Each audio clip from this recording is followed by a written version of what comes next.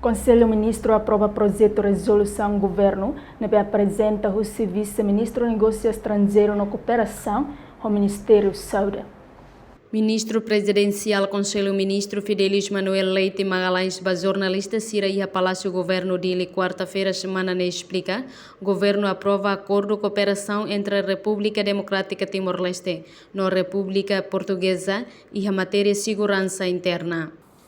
A proposta da ida Russi Menec, o acordo de cooperação entre a República Democrática Timor-Leste e a República Portuguesa e a matéria de segurança interna. Ele nem viu quando vai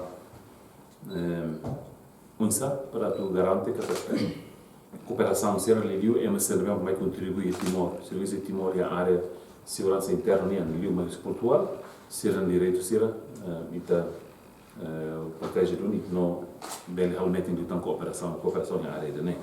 Ni explica, apresenta o vice-ministro de Negócios Estrangeiros na Cooperação Julião da Silva.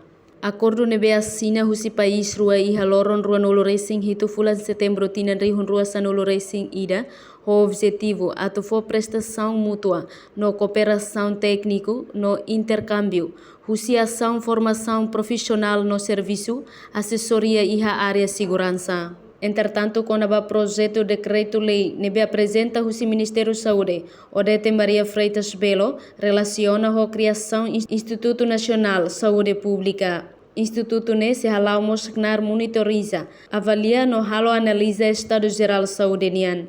Reportagem Sabina Sansa, Marquita da Silva, Televisão Timor-Post.